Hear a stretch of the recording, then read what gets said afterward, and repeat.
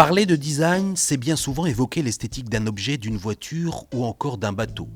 Mais avant tout, le design, c'est le savant mélange du beau et de l'utile pour qu'il soit socialement adopté et universellement reconnu. Voilà pour la définition des spécialistes et des puristes, mais pour le commun des mortels, le design, c'est finalement quoi ? Alors pour moi, le design, c'est tout ce qui est lié à la mode, à un look. Un équilibre entre esthétique et technique, à savoir un produit qui soit à la fois pratique, fonctionnel.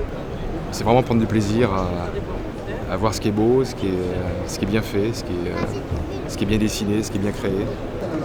Je pense que c'est tout ce qui est un peu peut-être futuriste même. Pour moi, le design, c'est une chose qui fonctionne bien et que c'est très beau à voir. Le design, c'est la forme de quelque chose, c'est ce qui donne vie. Design, c'est une réflexion qui doit être menée sur les objets qui nous entourent. C'est compliqué votre question, j'ai pas de réponse.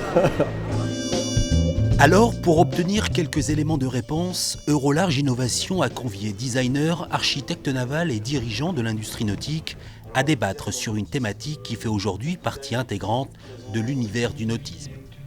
À la Cité de la Voile Éric Tabarly à Lorient, l'approche du design est analysée, commentée, disséquée pour que le produit soit en phase avec le consommateur et puisse ainsi répondre à une attente et un besoin, mais également à un changement de comportement et de mentalité, économie oblige.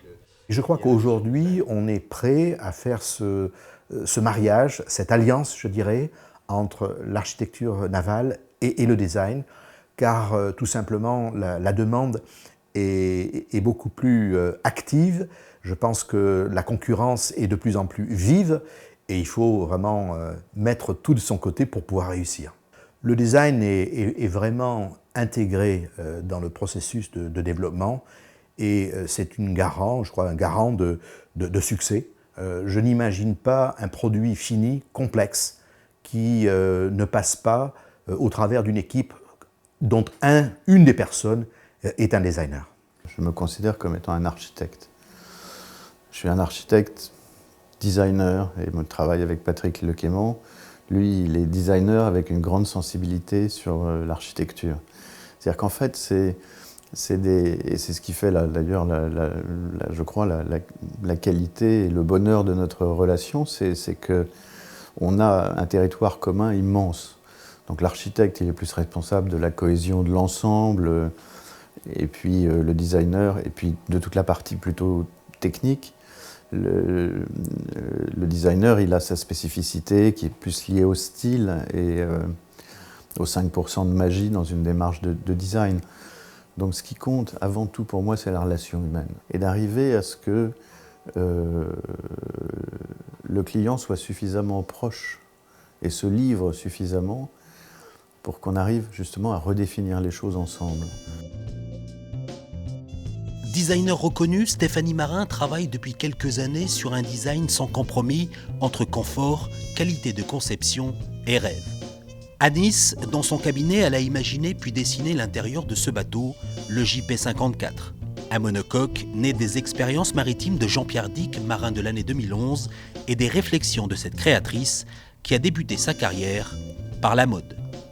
Là, il m'a immédiatement acquis en disant je veux pas un bateau caravane, je veux pas un bateau comme on a déjà su faire, je veux un bateau qui soit prévu pour l'essentiel, un bateau qui soit prévu pour aller loin, vite, avec légèreté, et à l'intérieur je veux le minimum vital, dans des formes douces et légères.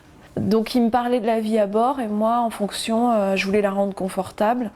Donc avec la 3D on mettait les corps en situation de la vie à bord et on s'imaginait. Donc c'était tout un travail de scénarisation en fait et de scénographie du voyage. Que ce soit pour la Formule 1 ou pour les bateaux, c'est de faire à un moment il y a un transfert de savoir-faire. Ce qu'on a fait aujourd'hui, on le verra mais dans 10 ans. On voit déjà dans certains bateaux des idées qui ont été reprises. Mais on est, je pense, un peu trop novateur par rapport au marché.